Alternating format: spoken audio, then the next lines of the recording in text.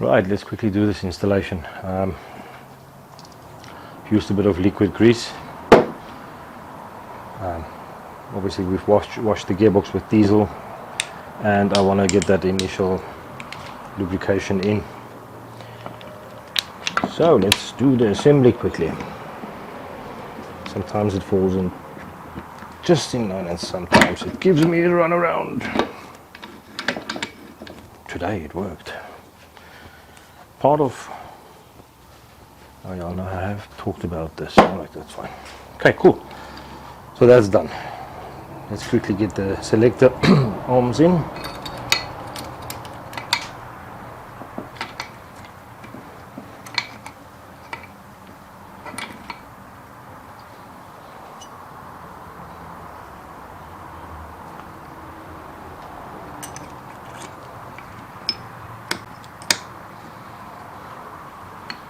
Happy with that. Happiness with that.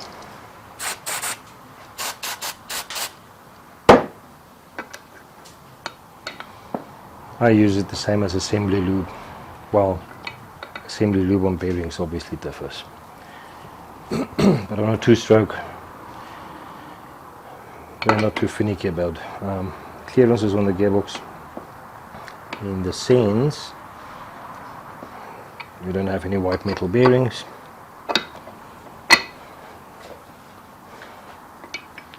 You simply have a bunch of gears, and it's like a car gearbox, but in this one you don't run ATW90, just run your normal SAE 10W40.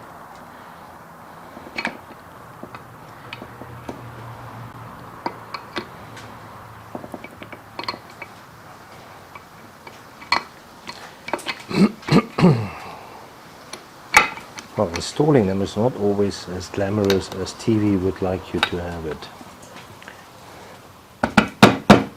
As I said, it's all mechanical, but still.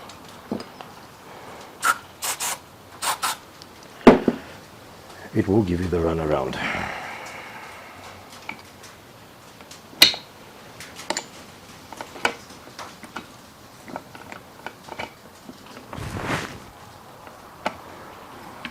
And that's it. Two-stroke gearbox installation done.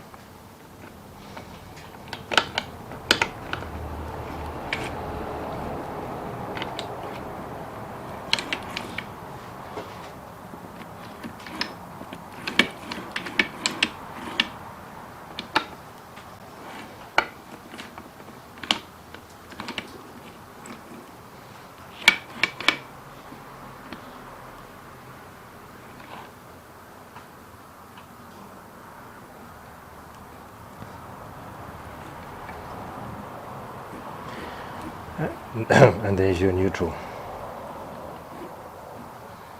Good. So I'm happy with that one.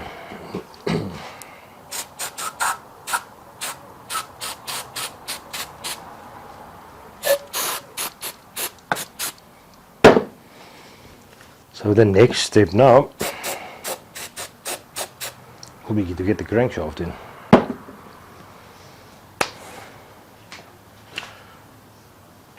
Coming up, crankshaft. We'll carry on just now. Right, let's carry on. Crankshaft installation. One thing I want to really stress out and concentrate on. Guys, please, if you remove or disassemble your engine, your flywheel is still on this side. Do not whack the bolt. If this thread is gone, you're really sitting with a problem. You have to get it rethreaded, and usually you have to get somebody out to do it. If they can't solve it, you'll have to actually take it into engineering, and they have to adapt it, which can cost you lots of money. The woodruff key we'll still get for the flywheel. One of my episodes I talk about two-stroke motorcycle starting up, backfiring. This woodruff key is sheared off clean. But anyway, that's another video, so let's carry on with this build. Let's install the crankshaft. Obviously, chain is this side, flywheel that side.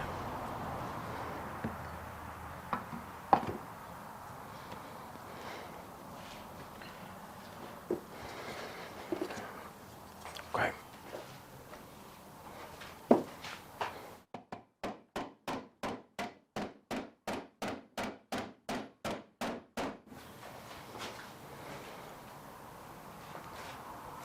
That was easy. Didn't even need the wooden block.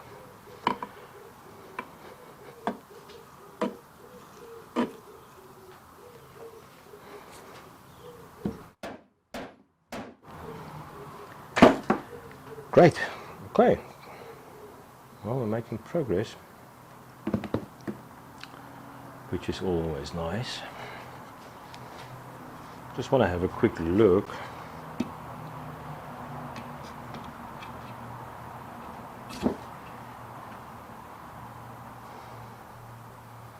Okay, yes, we'll get away with that. All right. So, next part of the video is I'll be doing cleaning of the two casings, applying the correct sealant, and we'll carry on just now. See you in a bit. Alright everybody, let's carry on. The sealant that I make use of is called, I'm not sure if you can see there, Loctite SI 5699 Grey. It can withstand quite a bit of heat, and I love it. It's not like normal silicone sealer that this works much better. What I want to stress on here today is properly clean your surfaces. I took a bit of thinners and wiped it off with thinners. The better cleanup you do here in the beginning, the better your result will be, and you don't have to take everything apart again. So let's hope that this side cover will go in just as easy as the crank did. Just make sure everything is fine, lining up, that you didn't miss anything. Make sure your corn rod is out of the way, not laying against your casing somewhere. And I think we are good to go on this one. Certainly expect a bit of issues, but we'll see.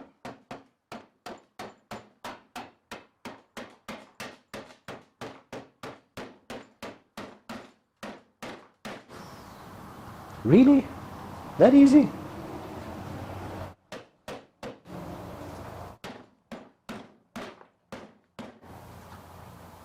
Okay. Wow. Unbelievable. Amazing. I love it. Right, so I quickly have to pause the video because the magic box of bolts is over there, and I need to still clean up a bit on this side, and then we need to tighten the casing down. What I'm not going to do is I'm not going to completely tighten it down. I'll use two bolts this side, one there, one here, and one at the bottom, just to get it to press in a bit, and then tomorrow morning or tomorrow afternoon we'll tighten it up further. So let me get some bolts and we'll carry on with the video just now. Okay, let's carry on everybody. I consulted the magic box of bolts, and for this job you will need number 8, small socket and drive, and then let's quickly tighten them up. One thing I want to touch on, you'll see two bolts, one longer than the other. Just make sure wherever you put them in that your bolt spacing is correct. Now I haven't stripped it, so I just need to have a look at the spacing.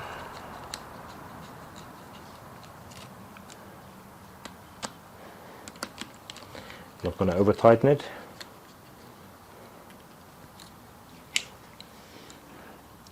And here's the other thing while we're busy quickly tightening these bolts.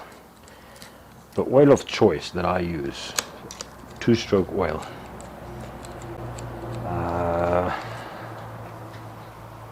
Let me just quickly get it.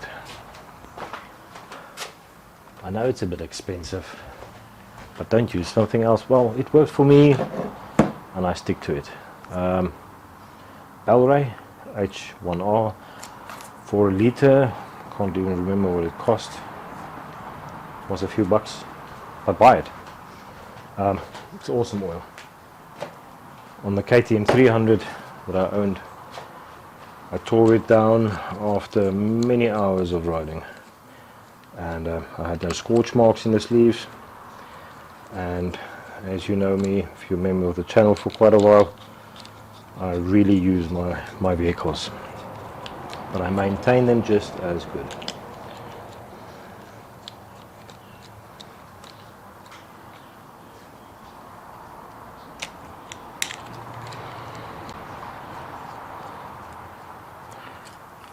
I'm glad this build gives me no hassles and runarounds thus far. Okay, hand tightened it. Bottom end bolt. I need one bolt there. Let's just see the depth. Oh, it's quite a long bolt. I'll go find it now.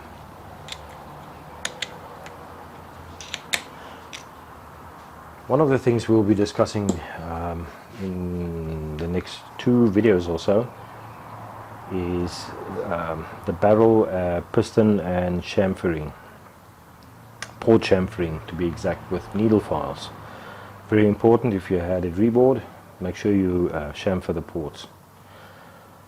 If you're still around as far in the video, this is really important information that you need to remember.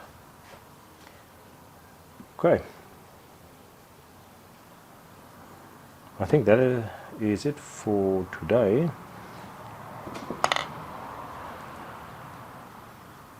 I'm really happy the way this came out.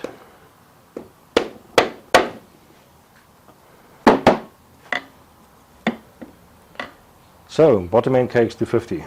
Got new main bearings, new crank seals, new conrod, crank pin, thrust washers, big end bearing, new piston and rings,